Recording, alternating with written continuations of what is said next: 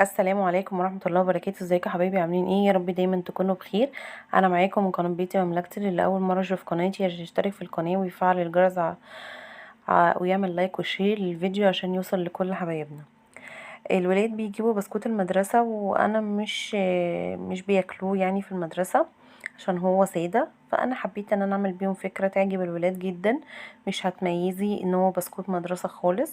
لو انت ما عندكيش يعني بسكوت المدرسة ممكن تستخدمي اي نوع بسكوت سادة. في الوصفة بتاعتنا النهاردة هنعمل عظمة عظمة عظمة من بسكوت المدارس، يعتبر بدون تكلفة. خلاص تمام للبسكوت. زي ما قلت لك، ده لو انت عندك بسكوت المدارس استخدميه، ما عندكيش البسكوت بتاع المدرسة استخدمي اي بسكوت سادة. انا عايزة 400 جرام من البسكوت بتاع المدرسة او البسكوت السادة، بس بسكوت المدرسة ده بيبقى جميل قوي قوي قوي. خلاص تمام، بيبقى طعمه حلو قوي ومليان قيمة غذائية، لان طبعا هما بيعملوه تغذية مدرسية. خلاص تمام، هنعملوه مع بعض النهاردة وصفة عظمة العظمة. تمام. هجيب 400 جرام من اي نوع بسكوت، حتى بسكوت المدرسة او اي نوع. لو ما عندكيش هتستخدمي اي نوع بسكوت. هتعرفي ازاي؟ مش هتوزنيه، بيبقى مكتوب على الباكت هو كام جرام. خلاص تمام، وهتحسبي التكلفة بتاعته. تمام. هبتدي اجيب بقى البسكوت بتاع المدرسة او اي بسكوت سادة وهبتدي اضربه في الكبة. لو ما عندكيش كبة هتضربيه في المطحنة بتاعة الخلاط. خلاص تمام، وهتبتدي تطحنيه لحد ما يبقى شبه رملة البحر. تمام، زي ما انتوا شايفين شكله عامل ازاي. انا ضربت جزء منه، بضربه جزء في جزء عشان انا بضربه في مطحنة الخلاط. هفضل اضربه لحد ما يبقى شبه رملة البحر. هضرب الكمية بتاعتي كلها. خلاص تمام، وبعد ما ضربتها هجيب على 400 جرام، هجيب كوباية الا ربع من الزبدة السايلة. ما تكونش سخنة او مش مقدوحة، لا زبدة تكون مسيحاها على النار.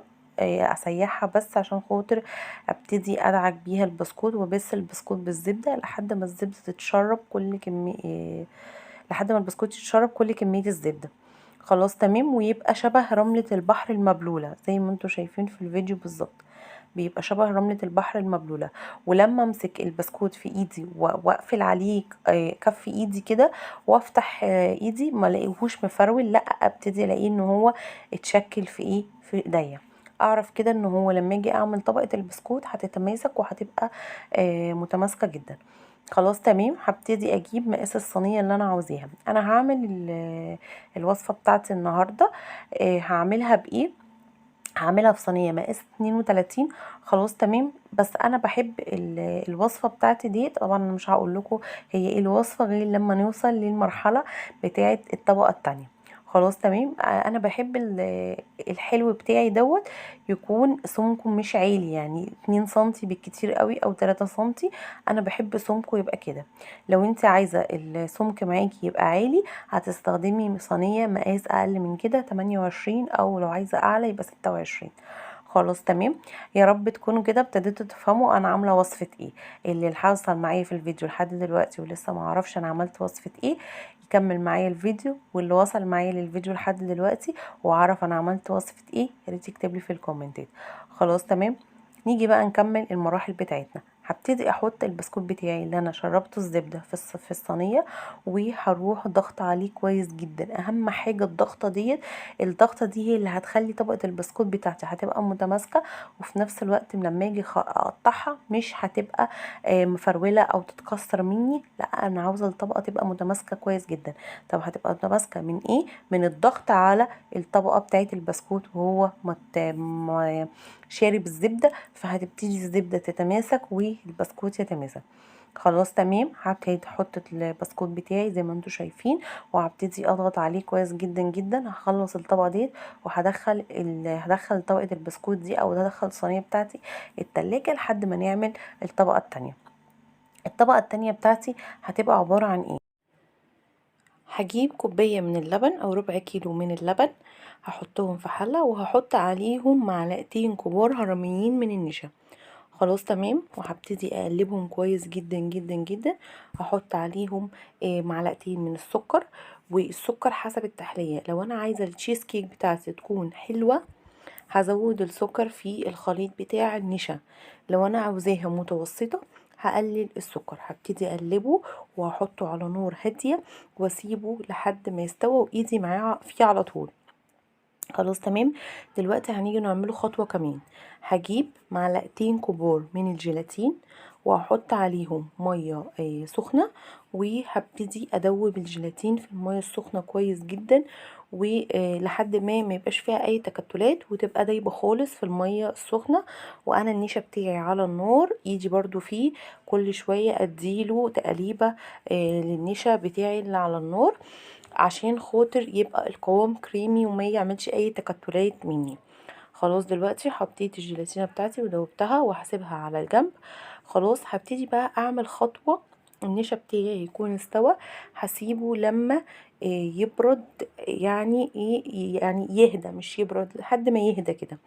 خلاص تمام. هحط على النشا بتاعي او الخليط اللي انا عملته، المهلبية اللي انا عملتها، خلاص هحط عليها كوباية من المية المتلجة، خلاص 3 معالق كبار من الكريم شانتيه، 2 من الزبادي، وربع كيلو من اي جبنة تكون كريمي، وممكن تستخدمي جبنة مثلثات او كيري، اي نوع جبنة انت حابة تستخدميه، بس يكون ملحه مش عالي، تكون ملحها ملح خفيف.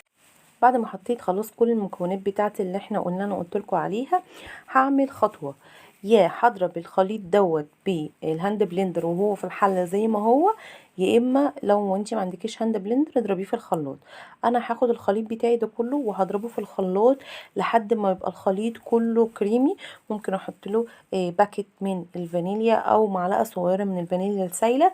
خلاص تمام. وهبتدي اضرب الخليط ده لحد ما يبقى كريمي تماما، مفيهوش اي تكتلات. وكمان هحط الجيلاتينه بتاعتي وهي في الخلاط. تمام. احط الجيلاتينه عشان خاطر الجيلاتينه كمان ما يبقاش فيها اي تكتلات خالص لما تتضرب في الخلاط. يبقى انا كده ضربت الخليط بتاعي كله. هجيب بقى البسكوت بتاعي اللي هو اللي انا كنت عاملاه في الصينيه ومدخلاه التلاجة، هجيبه وهنزل عليه الخليط دوت وهدخله التلاجة لمده ساعتين. هو ممكن ياخد اقل من ساعتين لان الجيلاتينه هتخليه يساعد ان هو يتماسك بسرعه. خلاص تمام. هدخل الخليط بتاعي التشيز كيك بتاعتي بعد ما عملتها وحطيت عليها الخليط الكريمي ده بيبقى تحفة. بيبقى ولا هو مسكر ولا هو حلو. انا بحبه ما بكترش السكر فيه. بحب الطعم اللي هو ايه، اللادع بتاع الزبادي والجبنة لما بيتحط مع السكر بيبقى عاطي طعم حلو قوي، مش بحبها تبقى مسكرة. خلاص تمام. هسيبها بقى لما تجمد. هعمل ايه ودلوقتي هي في خطوه مهمه جدا كنت عايزه اقول لكم عليها. بعد ما بحط الخليط بتاعي عليه، لو في اي فقاقيع بالمعلقه كده بروح ايه شايلاها، عشان لما اجي احط الطبقه الثالثه فوقيها ما تعملش علامات في الطبقه الثالثه ويبقى السطح مستوي. خلاص تمام. هسيبها بقى في التلاجة وهوريها لكم بعد ساعتين هيكون شكلها عامل ازاي. ودلوقتي خلاص هي بعد ما خلصت انا هبتدي احط عليها صوص فراولة. انا جبت صوص فراولة اللي هو بتاع مايوي، حلو ولذيذ وسريع وبيتعمل بيبقى في منتهى الجمال. هو الصوص الباكيت الصوص بيتحط عليه نص كوباية من المية، وبتقلبيه وبتحطيه على نار هادية، وبتبتدي تقلبيه لحد ما يدوب ويعمل القوام اللي انت عاوزاه. انا عامله 2 باكت للصينيه بتاعتي. طيب انت ما عندكيش صوص الفراوله بتاع مايوي، ممكن تعملي مربى فراوله عندك. اضربي كده مربى فراوله بالهاند بلندر واعمليها وحطيها على وشها. ما عندكيش حطي جيلي، يعني جيبي باكت جيلي وحطيه على، يعني هو الباكت بياخد كوبايتين ميه، لا انت حطي كوبايه ميه واحده بس واعمليه وحطيه اي نوع جيلي انت حباه. جيلي فراوله، جيلي مانجا، جيلي اناناس، جيلي بطيخ، توت، كريز، النوع اللي انت حابه تحطيه حطيه. خلاص تمام. ابسط حاجة انت مش عايزة تعملي كل دوت، هتعملي ايه؟ هتعملي اي نوع عصير، عصير مانجا، عصير فراولة، وهتحطي عليه معلقتين من الجيلاتينة مدوباها في مية دافية، وهتروحي حطاها فوق الخليط دوت، برضو هتتماسك. يعني اعملي وبدعي الطبقة التالتة دي ليكي حرية الاختيار في ان انت تعمليها زي ما قلتلك، اي حاجة انت حابة ان انت تعمليها. طبعا انا عشان حطيت الصوص ما بيحتاجش ان هو يخش التلاجة. هبتدي اقطعها بقى دلوقتي، وبعد ما هقطعها هتشوفي نتيجة تحفه. انا هتطلع سمكها عندي قليل، انا بحب السمك بتاعها كده. خلاص تمام. انت لو بتحبي السمك بتاعها اعلى من كده صغري مقاس الصينيه، هتديكي سمك اعلى، اعمليها في الصينيه اللي بتتفتح وبتتقفل، برضو ليكي حريه الاختيار. اعمليها في قالب سيليكون، اللي انت حابه ان انت تعمليه اعمليه، دي حاجه بتاعتك. خلاص تمام. كل واحده تعمل بالامكانيات الموجوده والمتاحه عندها، ما توقفيش نفسك، واعملي لولادك كل اللي هم عاوزينه. زي ما انتوا شايفين شكل التشيز بتاعتي شكلها تحفه، شكلها عظمه، وكمان طعمها طالعه رهيب رهيب رهيب رهيب. فعلا الولاد اكلوها مسحوها، مش اكلوها مسحوها، عجبتهم جدا. الصوص ما حطيتش صوص كتير برضو عشان ما تبقاش مسكره. زي ما انتوا شايفين طبقات متماسكه، البسكوت متماسك قطعه واحده، طبقه الشيز بتاعتي حلوه. يا رب يكون الفيديو عجبكم. لو عجبك الفيديو ما تنسانيش في اللايك والشير وتفعيل الجرس على الكل اول عشان يوصلك مني كل جديد. يا رب يكون عجبكم، والسلام عليكم ورحمه الله وبركاته.